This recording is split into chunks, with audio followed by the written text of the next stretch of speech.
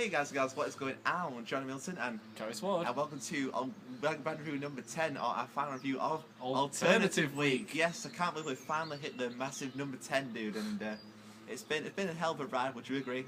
Yeah, I do agree. It's been fun, cover all these bands for you guys and gals, and getting our stuff, researching all these bands, and yeah, we accidentally found we got to record in a different location for this final review. I think it was a nice touch, so we can make it like the end one. We've reached the milestone. Yes, it's a massive number 10. So I thought we'd record in great confines of my outdoor garden with a bit of DIY. So I do apologise for this blue umbrella above the screen. That's quite well close to the camera than usual. Yeah, plus we're louder because there's a guy mowing his lawn. Something to walk upon into a tea. Textbook recording skills over here. Hence why we're like clothed this time too. Yeah, it's cold outside. It's like 6 p.m. 6 p.m.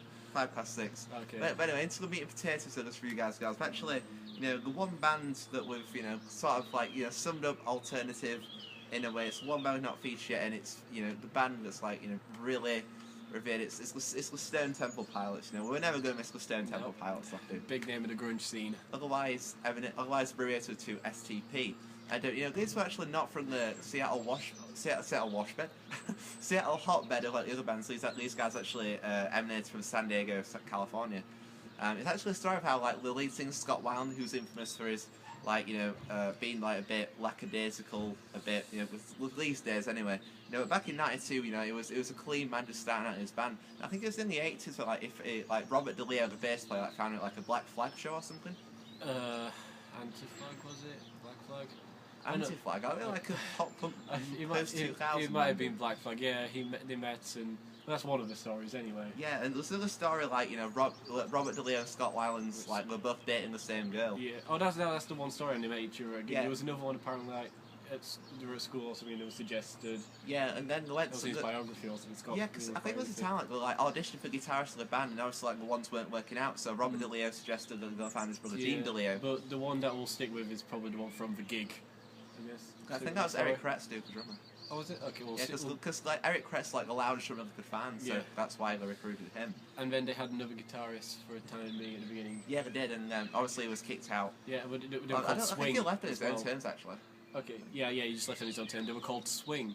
Swing, but obviously Dean DeLeo, the incoming guitarist, didn't want the band to be called Swing. That was his condition. He was older than the other band members. Yeah, it actually like Dean DeLeo actually like left his like previous career as like a musician behind. He was like a businessman. He was a businessman. He had music in the past, but he just did music as a hobby, and they managed to convince him to join the band. And I don't think the STP would have been the same without Dean DeLeo. No, he's the primary songwriter. It's in the massive band. Guitar sound behind the words. They wouldn't have had their sound, I guess. No, I guess not. It's very like unique guitar tone. So it's a Jimmy Page from Led Zeppelin, because obviously Dean DeLeo is very Led Zeppelin influence. And we'll get to you guys because there's a song on Car which really is called Zeppelin-esque. Well, it's not called Zeppelin-esque, but it's that it's vibe just Zeppelin-esque. That's the vibe, yeah. And yeah, like Stone Temple Pilots, they're actually called the name. It was like there's a name they're called, but they couldn't use it because I already take like a bluesman or something. Oh. Muddy Joe Banks. Joe or something. Muddy Joe Banks. Something like that, I don't know. And like they're inspired by the STP like motor oil stickers the fans and called it. Except that pronounced like I think one of the names bandied around was Shirley Temple's Pussy. That was one of them, yeah. I mean, like Pearl Jam also had some interesting names in foreign who were like after a basketball player. Really? Yeah, but Michael Jordan. No, it wasn't Michael Jordan. It was somebody else. But the reason 10 is called 10 is because of a jersey that he wore. Just a little information from the Pearl Jam video. It's like a Danny Carey thing, do that, where Tool wearing basketball jerseys behind drums. Anyway, that's a different story. Stone Temple Pilots, went Mighty Joe Young. That's the one. That's the name. And then, obviously they're stuck on Stone Temple Pilots from the STP motor oil stickers that the band were fans of it back in the day. Yeah, but the problem with Stone Temple Pilots to being associated with many other grunge bands like Pearl Jam and Alice in Chains. Yeah, they'll call it Alice in Chains imitators. They were really criticised when they first. I mean, they were selling a lot quicker than other bands were. Yeah, and Scott Weiland's initial voice was very much like Eddie Vedder from Pearl Jam. It's just he was called a chameleon due to the way he was able to change the way he used his voice. But and his awesome dance move on stage. I just thought he had a really good vocal range, I guess, like Chris Cornell. Yeah, very deep. Although Chris Cornell, I wouldn't say like Scott Miller really hit the heights, dude. Oh, I just mean he had like different types of singing.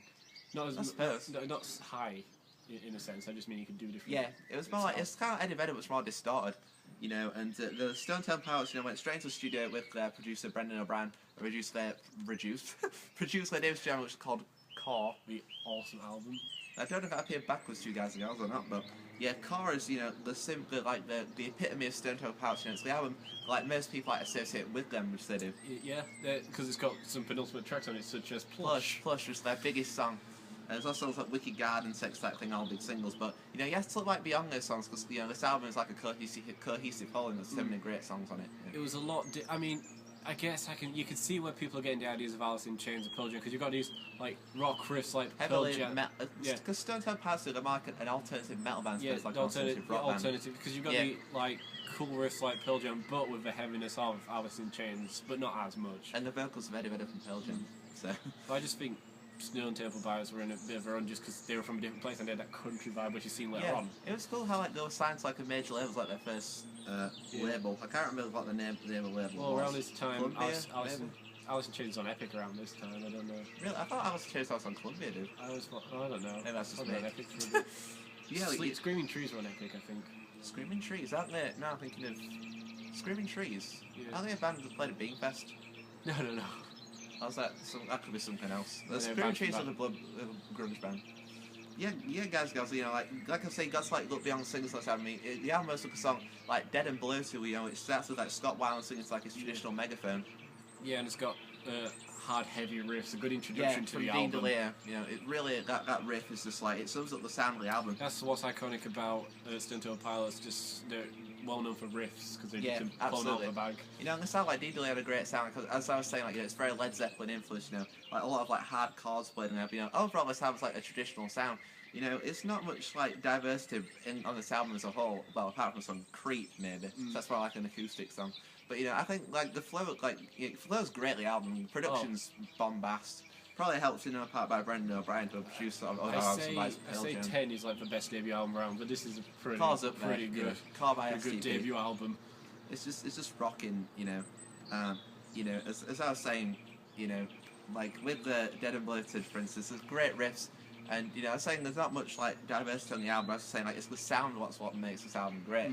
You know, and you've got softer tracks such as Sin. Sin, track 5. It's one of the longest songs of the album. That's really like slowed down minimum. It's sort of something like like you were saying, they have like a bit of a country influence too. Yeah, it's like an anthemic country thing because I think it's something that people could feel good and sing along to. Absolutely, you know, that's some like a song on like MTV Unplugged performance in '92. You know, like the whole vibe of their set of like a very country thing. Yeah, I guess it's a lot. Well, I mean, every MTV Unplugged would be pretty different. Pearl Jam's is just pretty much traditional. Yeah, it was Nirvana's one stood out. Alice in Chains was very dark and eerie and purple and stuff, and then Nirvana's was like funeral themed, and then this Nirvana's was upbeat despite the layout of this out like a funeral. Nirvana's was probably the best one. Yeah. But I was going to say something. But there is diversity on this album, so it's like the riffs, you know, like the general sound may be the same, obviously the riffs change, so you know, I was just saying about being avoid repetition. Very anthemic. Dead and Blood's just anthemic. There's a lot of good sing-along songs, even more in the second album. Yeah, well, we'll get to that for you. That goes into Sex Type Thing, which is track 2, which it showcases like a different side musically. Yeah, it's what's important about this album. It's not just hard rock. There is important messages in this album. It's more about equality, and it's not like having people, you know, push you around and tell you what to do. Nah, I think all the band members are on the same page, dude. Yeah, and just with, I mean, you see Scott Weiland, he has that sex appeal, I guess, especially in, violence, in Velvet Revolver. You see him with this sex appeal. Yeah, he actually he respects women. Yeah, because this song's like a song about like, you know, how like most women like treat us like sex objects. You know, they should be viewed, you know, as like another person. Like beating and stuff. Yeah, it's like. I think that was reflected in the music video. Yeah. Too. I think so. I haven't seen it. Neither have I. I saw like little clips of it on MTV Headbang as well when they played an acoustic song on Plush, which will later on feature their 2003 greatest hits album called Thank You. And it's probably the most recognisable Stone Temple Pilots song. Yeah, definitely. I mean, like, yes, Velvet Revolver actually like took this riff and used it on a song called Dirty Little Things on their 2004 album called Contraband. Plush. Sorry, Sex Type Thing, dude. Sex Type Thing, I'm going to say, alright. And then, you know, it goes into Wicked Garden, you know, which is, you know, I was saying like the sound's same, but, you know, it's different, you know. His vocals are a bit different. His vocals are a lot deeper as well. Yeah, like, it works with the riff. Especially like the verse, like the chorus more traditional Scott Weiland, and the verses it's more. You know, it's first into the album, like it's like Dean DeLeo use of like palm muting, you know, power chords like riffs go from the song. Grunge-esque. It's metal. Yeah. Like the whole general like sounds very like alternative metal grunge-esque. You know, and like and some like the albums like Dead and Blood, essentially I think Wicked Garden's like the like part one of the album. If this was the concept for like a more rock opera. Also, just to emphasise with Sin, and there's also this religious theme around the album because it's that's Naked Sunday, dude. So. I'm just looking at the name of Sin. Naked Sunday's religious theme, but also Sin. I'm just saying because I mean, the album's called Core, and it's called Core because of the apple in the Adam and Eve story, which is shown on the artwork. I believe that's an interpretation of Eve. Could be Adam. It's very dark. Could be Adam, you know. Very dark and eerie. Probably sounds like the style of the music, dude. To be honest, like dark rocking. I think that's something. I'm not sure actually. Looking at it now, it could be either wearing a ponytail. It's like it's got a beard. It looks like Satan. I don't know. It's a very weird image on the back. Like we actually opened up the disc to Tools and Emir, and we saw it was like different. Tool renowned for that artist. Yeah, they are very like creepy and like very sexual oriented. I don't know, but well, especially on back sexual oriented. But yeah, like there's also, as I was saying, do like you know, Naked Sunday is not one of my favourite songs. You know, but also about No Memory, the Zeppelin-esque like interlude. It's like 1 minute, just like Dean DeLeo playing these like soothing guitar riffs, I suppose. Yeah, sure. Yeah. I don't know. We're in great outdoor, dudes. It's good to look around. Best picture quality we've had all week. I hope so. Better than your shed. Excuse you. No, I'm joking. Your shed's awesome. Sure, I know. Okay. Stunt of Violence. Yeah. You know, as I was saying, like, you know, Sin continues with the same vein, but, you know, it's more longer and more extensive. And then there's some instrumental tracks on this album. Like, well, not instrumental, I mean intermission sort of tracks. Wet My Bed tracks. Yeah, it's very weird. And then there's the other one, which is very psychedelic, 1.5 minute. No Memory. No That's Memory. the one we're just talking about. Oh, yeah. No, I'm just saying. But, you know, it's an interesting feel. It's not all just track after track after track. No, it's good to, like, break it up, I guess. But, yeah, I really like, you know, it adds, like, an extra thing to the album. Although I'm not really a fan of I don't like Wet My Bed in comparison to No Memory. No Memory's a better interlude song. Yeah. Although you can't really review interlude songs, they're like 1 minute long. You know, then you got like a bit of difference in terms of diversity of the song Creep, which is more like an acoustic, more mellow song. More recognisable. Yeah, and that's actually a bad one. Like, because you know, with Radiohead, you know, like there's a song called Creep. This song's Creep's different. It's not as distorted and it's more acoustic based. And my dog is just not stir fry crazy. The wonders of being outside for a video. Yeah, you're probably hearing my dog barking.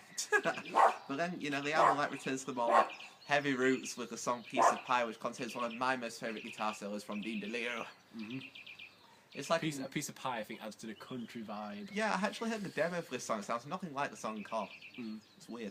But, you know, Piece of Pie is probably my most favourite song on this album. You know, it rocks, you know. It's got the energy of Wicked Garden. You know, it's like Wicked Garden, but better. Yeah, Wicked Garden's my favourite. I mean, I have to say my favourite's Plush, just because of it's got some classic nature. It's the first SDP song I ever did, again, on Grand Theft Auto San Andreas. Yeah, probably my favourite track from Grand Theft Auto San Andreas. Yeah, it just feels good to be driving in California and stuff. Yeah, because San Diego, California, the hometown of the band where they emanated from. You know, and Plush continues the same thing. As I was saying, like, sound was like, you know, a sound you'd certainly associate with it, I suppose. Yeah. It's the sun and just good times. And yeah, and drinking and I got like a bar feel from it.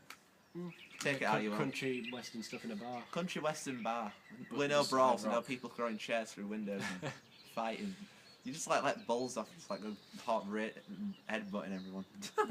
Anyway, yeah, as I was saying, like, you know, Wet My Bed was basically like a conversation track between like I think it was like Robert or Dean DeLeo and Scott Weiland in the studio.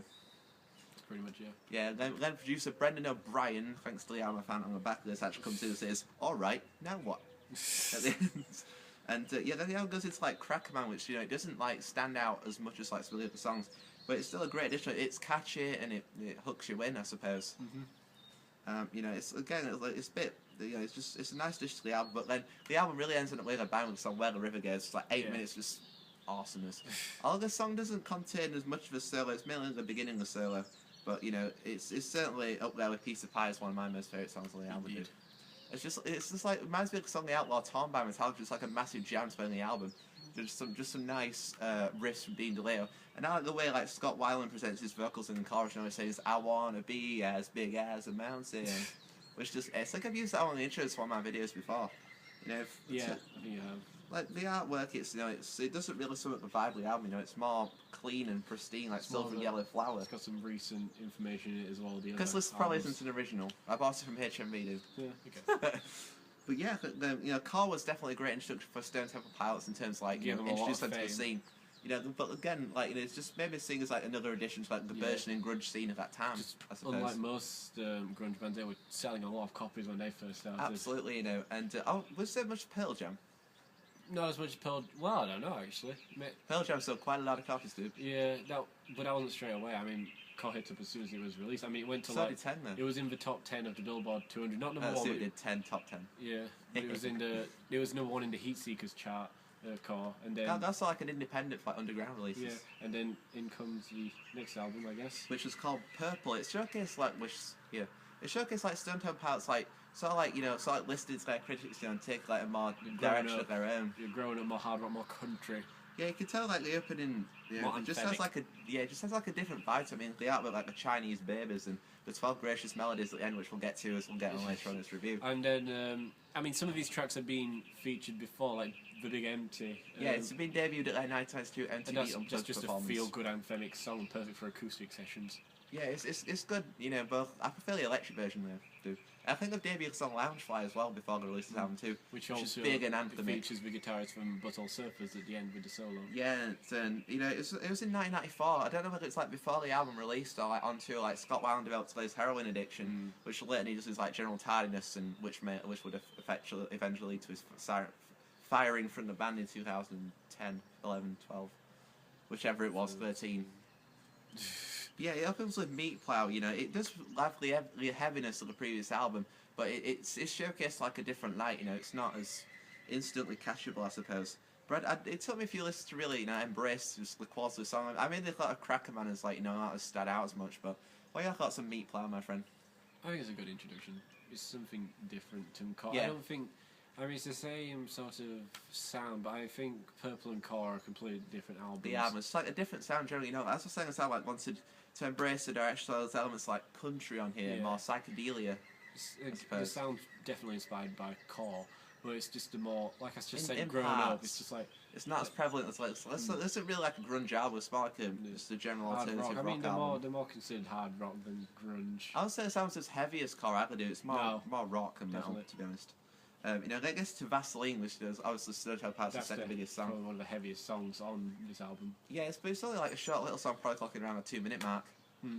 I just see some inspirations from like heavy riffs on Core. I guess there's like the short similarities between the albums. And I think like the lyrical content of the song Vaseline is a bit like blurred. It's not clear. But I can remember Scott Weiland saying at a performance. It was like in '99. The song was about like something about being stuck like a fly glass or something.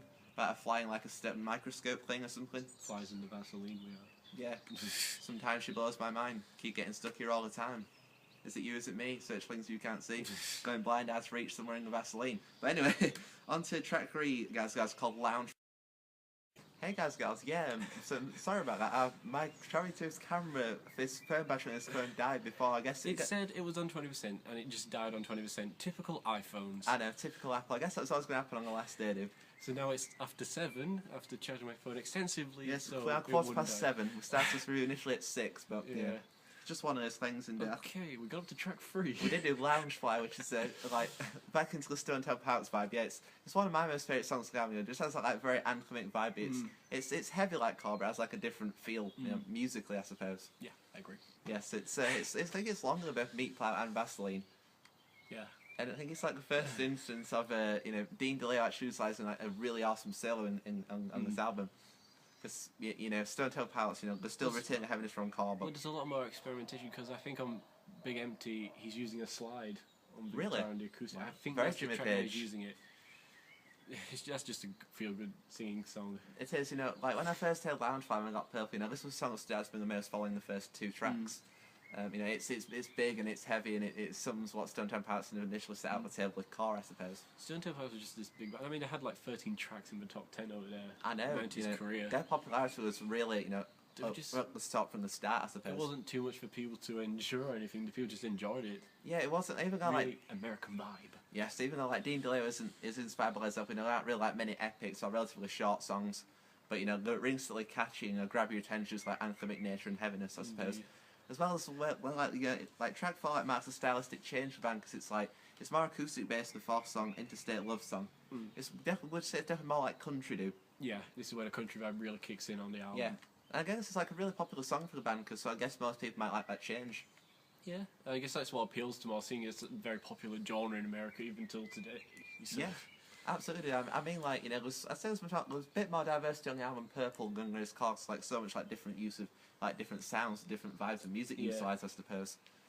You know, Interstate Love Songs, you know, it contains like a cool, like, open, like, you know, country-esque riff from Dean DeLeo, and has some great vocals in from Scott Weiland, and it's just generally like a sweet little change for the band. It shows like stepping away from like their grunge imitators a little by critics. I mean, grunge is stepping away at this point anyway. Yeah, because this album was released like in June '94, like, you know, just after Kurt's death. Yeah, like 3 months after Kurt's death, I believe. It was April when Kurt died. So two. Yeah, now we get to track 5, which is called. Do tell. I don't. There's no track listed in here. Go on. But I think it's like Go on. Pretty Penny. I think. Go with Pretty Penny. Why not? We're waiting. Yeah. I know Silver Gun Superman is track 7. I like that song. Yeah, that's another big Alchemic song. But yeah, like Pretty Penny, so it's more like a soft acoustic song. Not really much fan of this song, dude. Maybe they might have got inspiration from MTV Unplugged, you know. Maybe so. More that country vibe. It suits them down to a T. Yeah, it could be about like you know, Pretty Penny, like that more country. It's about like a girl in general, very, you know, primal scream country girlish. Is I think. She called Penny? Yes, I think so. I don't know. It's a bit of a somber song, like, you know, it's about a girl like you losing a mum or something. Oh, okay. So you know, it's like waking up and she's like no longer. But I'd say it's very not really interesting lyrics. Yeah, I'm not really like much of a fan of this song, dude. How much Purple have you heard? I've heard the whole album. I just do like more anthemic songs of what have stood out to me. Yeah, me too. So you're the one who's listened to Stone Temple Pilots more than I have. That was, you know, it's just one of those things. But yeah, I definitely prefer that heavy material like you do, dude. So yeah, I do like Core a hell of a lot. yeah, I think it's Unglued, the 5th song. Can't remember. No, wait, hang on. It Still Remains. That's the one. Still Remains. I think what's different to Stone Temple Pilots to most grunge bands is that most grunge bands were affiliated with suicide, drugs, death, and all this dark stuff as their themes for songwriting. I mean, you said it's like a girl losing a lover, but like, they have a lot of different song themes, I guess, in comparison. Yeah. Like this Women Rights sort of song, and there were a lot of they stood out more. It's about country. I mean, like, even when they opened the MTV Unplugged performance in '92, like Scott Weiland said "Howdy" when they started playing. Whatever the first song was. It should have been from Southern America. Or Southern North America. Cause Interstate Love Songs definitely an element of that southern vibe, I suppose, with country elements. For a band that came from San Diego, I don't know how big country is in San Diego. I'm not American, but... Not Texas. Or whatever it is. Yeah. Big country vibe over Alabama. there. Yeah. Alabama. Sweet home Alabama. That's by Lynyrd Skynyrd. They're another southern rock band, but... I can imagine they being a bit of an inspiration. Good guitar. Yeah, Lynyrd Skynyrd. Yeah. Lynyrd Skynyrd could be associated with Led Zeppelin. And I suppose. Stone Temple Pilots. Yeah, absolutely. I mean, Still Remains to continue similar to Meat Pie. It's just like different. You know, it's not too heavy like Heavy with Core. It's just like a good rock song. I think it was Stone Temple Pilots. They were all Kiss fans when they were younger. I think. Really? I think so. How did STP and Kiss makeup do? I think they did dress up like Kiss at one point. I'm not sure. I think this was STP. I might be wrong. I can remember one instance where Remains dressed up as Kiss. Wow. But yeah, Still Remains. You know, I like the chorus in the song. But, you know, the verses, I don't know, it's just like I say, just like a general like good rock song Still Remains. Doesn't stand out so much like Loungefly or something from the first 6 tracks, you know. And then get to Silver Gun Superman, guys, track 7, which is one of my most favourite songs to sound. Again, contains a great solo from Dean DeLeo. Indeed. He's just a really good guitarist. It's something iconic about grunge. Yeah, absolutely. I mean, you know, STP and Pearl Jam, they have great solos like Mike McCready and Pearl Jam and Dean DeLeo in Stone Temple Pilots. I guess, you know, American Trail, Nelson Chains. Yes, he's more of a wah master. They all have their own, you know, guitar effects, which makes them a lot different from each other. Yeah, absolutely. You know, it can all be united by like the music stylistically. It has like a dark tone, like lyrics, which sums up grunge. Yeah, Silver Gun Superman. You know, it's a great dish. Obviously, it's up there with Loungefly. You know, I could definitely see similarities between those two songs. You know, that gets to track 8, which I don't know, it might be Army Ants or something. I'm gonna look like a total nonce for anybody who's heard this album or track list. Maybe STP for not putting a track listing. Yeah, but the thing is, like with Purple, like the songs, there aren't as many songs. Like with Core, like most of the songs like stand out. With Purple, you know, not many songs like grab you with that same tension, I suppose. It was a really high-selling album, but I guess that's because of Core's popularity. Yeah. It's a thing that's seen as a bit of a pattern in these bands. Although that may just be a thing, like, you know, obviously Stone Temple has going for like a shift, like musically, and obviously. I guess nowadays a bit of a shift there because people can listen to the album on YouTube a couple of weeks before it's even released onto. That's true. Leaks. I don't think leaks physical form. I don't think leaks were very prevalent back in the early 90s, were they? Not really. I mean, Napstar was more of a late 90s. Napster. Yeah. Metallica Okay, had a dispute Napster, with them. that's it. Lars Ulrich and Napster.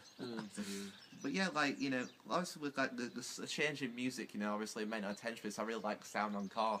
So, you know, maybe the just change in music might not appeal to me as much on Purple. But I still think overall there's also some great songs this album, you know. Yeah. Especially the last song, like Kitchenware and Candy Bars, which is, you know, it's a great rock song because it's a bit of diversity. That's actually a sad thing, 'cause it's about like how Scott Weiland like went through an abortion period with like an ex-girlfriend or something. Wow. It's dark and grunge. Absolutely, but in doing like in a more country manner, like I guess that's what Matt's Stone Temple Pilots has been a bit different, I suppose. From bands that we've looked to, I think Scott Weiland is one of the best lyricalists we've looked at. Absolutely. You know, reading through his lyrics in the album booklet, you know, it's definitely tapping into some cool themes. And then, you know, when we thought it was over after only 5 minutes, you know, because Kitchenware came by, it's 9 minutes with the first song and the hidden track, which is called My Second Album. It's just like it's like Richard Cheese vocals at the end. 12 gracious melodies. It's just a sweet way to round up the album. Yeah, it's because like, you know, Stone Temple Pilots like new like most hidden tracks and albums are like, you know, just like Mickey takes on songs, I suppose. It's just got one of those long silences as well for a couple of seconds. Like, and then you hear this like weird like loungy orchestral trumpet vibe. It's like this dude sings My Second Album, 12 British Melodies, actually as shown on the back of the artwork. So yeah, you know, but then Stone Temple Pilots after Purple, they've never stuck to one genre. They go even more experimental. Their 1996 album, Tiny Music Songs for the Vatican Gift Shop, is definitely a hell of a lot different affair. You know, I think that's, you know, from the first 3 albums, although songs from Vatican Gift Shop out by Time Machine, it was like a constant like progression and change, like, you know, musically and well, maybe not Scott Weiland did have Red F chord, but so I changed it. But yeah, but Vatican Gift Shop's different because it's more. I don't really particularly like it that much as these two, because these two are classics, and I'm glad we're covering these albums now. Period, dude. Yeah. I think STP went back to their chorus was number 4 in 1999, and Shangri-La did in 2001. Obviously, their 2010 album, Return, was more country based. Definitely more country based, especially with track titles. I love it. Yeah, it's got that same flow that chord does. It's just beautiful. It was a nice return, I guess. It's just all these grunge bands coming back together in these days. Yeah. So we're talking about this period, but, you know... Many of these artists are still prevalent. There's Alice in Chains, Stone Temple Pilots, Pearl Jam, Soundgarden. Stone Temple Pilots with Chester Bennington. It's a bit different, yeah, because obviously Scott Weiland was fined in 2013 for being a tardy arsehole. I want him to come back. He's the voice, you know, Chester Bennington's Linkin Park. Yeah. Not Stone Temple Pilots. Pretty much most of the bands that we talk about are still... High Rise EP. Yeah, I mean, besides Nirvana, I think all the bands we talk about are still going today. They just had a lot of absences. Absolutely. Besides Pearl Jam, they've all had absences, I think. I think the Soundgarden, to be honest, too, the song being away too long, King Animal, it's just something that, like, you know, back written, everything's hell of a lot differently as what it was in the 90s. I think that was written by Chris Cornell, I'm not sure. It could have been, dude. You know, I know Soundgarden that Kim File wrote By Crooked Steps, the other single from the album, directed by Dave Grohl. I didn't know that before, so thanks for filling me on the info, my friend. But yeah, like Stone Temple Pilots, you know, like as I say, like Purple, I don't enjoy it as much as Car because like it doesn't really flow because all it's musical, like, you know, lots of elements of different musical styles shown on there. Tracks which really stand out more than others on Purple. Fly, Silver Gun Superman, Kitchenware and Candy Bars, Maybe Still Remains, but yeah, I forgot about Big Empty. You know, I mentioned it earlier. That's very chorus due to like Scott Weiland's like vocal delivery in the chorus. I feel, you know, Time to Take Her Home, Dizzy Head is conscience laden, whatever it is. It's really good when it's acoustic though. Yeah, and half the man I used to be. Just acoustic. Alice in Chains acoustic's better than I feel, dude. Yeah. I mean, yeah. I'm just saying that was a good song acoustic, but I think the best acoustic band has to be Alice in Chains. Absolutely. I mean, that's what I'm saying. MTV Unplugged performance in '96 was just ace. They hadn't played together for. See, I mean, the first track's Nutshell, and then the way the crowd reacts when Lane Staley appears. It's on beautiful. Stage. Sends shivers down the spine. But yeah, that's another band. Like, we should tell you in this video, like, you know, out of the 10 bands that looks at who would you say are the most influential? Oh, Jesus Christ! Why would you put that one on me? I guess. Can I have a top 3? Yeah, absolutely do. Nirvana is number 1, I think, just to the impact they've had. Like, you know, Kurt Cobain, you know, is regarded as like, you know, the main like pioneer of like alternative rock music. And then I guess second, Pearl Jam. Yeah, Pearl Jam going strong album sales number for 10, and you know, like Marked House, one of the biggest bands of the 90s, despite their like move away from like the mainstream limelight. Third. Ooh, Jesus Christ. Alice in Chains, they're still going strong. I'm just saying, but like influencing people-wise, that's what I was going for there. But, Red Hot Chili Peppers? Radiohead? like Radiohead probably in the British rock scene. I don't know about America. I'm just trying to discredit some bands. I don't think Faith No More. Soundgarden, I don't think either. I guess Red Hot Chili Peppers. Yeah, I mean, loads of people love the Red Hot Chili Peppers, both here and in the States. Yeah.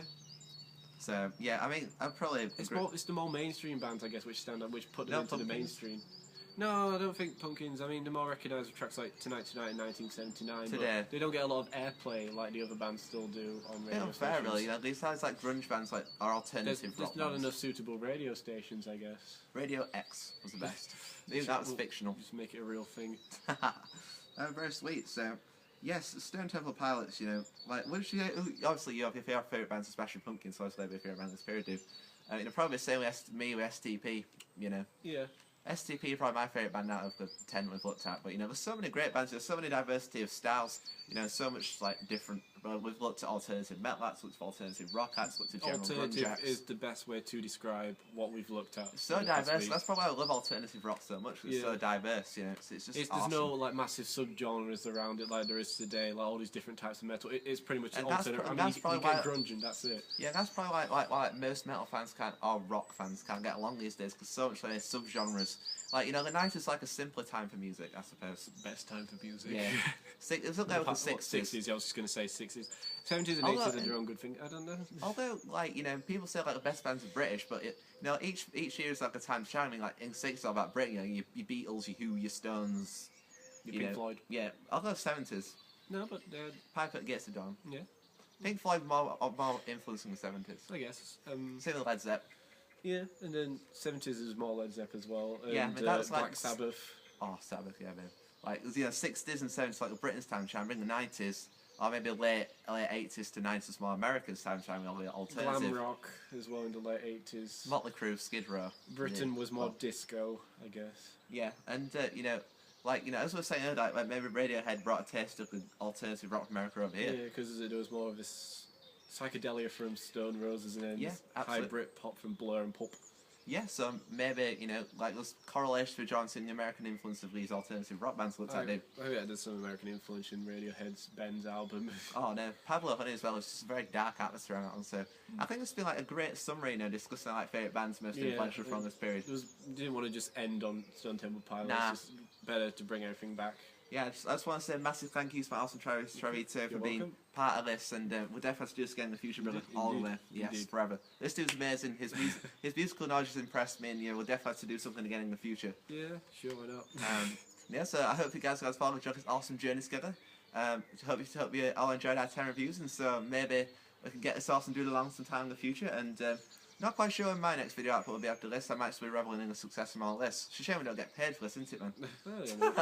Just keep advertising, I guess. Yeah, but we all appreciate you guys and gals' support for, if you watch any of our videos. Especially seeing as they're like 30 minutes long. Yeah, we really do appreciate it, we're just trying to pass on, we're just a couple of dudes who love music, and we're just trying to air our views to us because we just love it so much. And there are other bands that we were going through in this time period, but I was discussing Nine Inch Nails, but they are a bit different. They're not really more industrial rock. They are important at the end of our time period. Yeah, there's sort of like a fine line between alternative and Nine Inch Nails, which is more industrial. It is dark, but there's Tool at the beginning of this time period as well. Yeah, Undertow. So there's just some important bands that we also like at this time period, but we set alternative, like an alternative agenda. And I think it's worked out well, Maestro. Yeah, I agree. So. Yeah, thank you to everyone for playing their part in this, and so until the next time, stay safe, stay strong, and in the future we shall be. Till then, I've been Jonny Middleton. And I've been Travis Ford. Thanks for tuning in, and until then, stay safe, stay strong, forever. Peace. Thanks for tuning in. You guys are amazing. Much love. Peace. Yeah. I can hear birds. They're celebrating our fantastic achievements, completed 10 bands, Maestro. We've done it, man. Indeed. Bye. It's still going.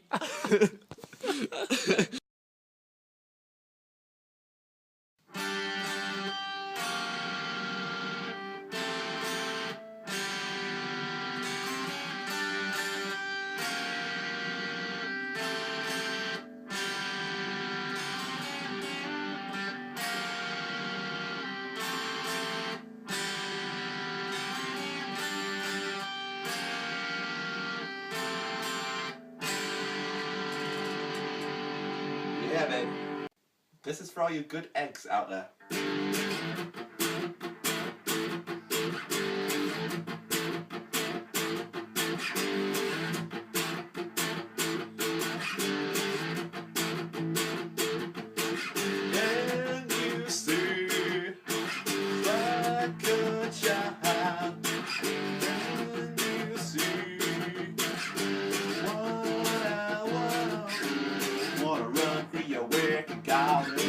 That's the place to find you. I'm a last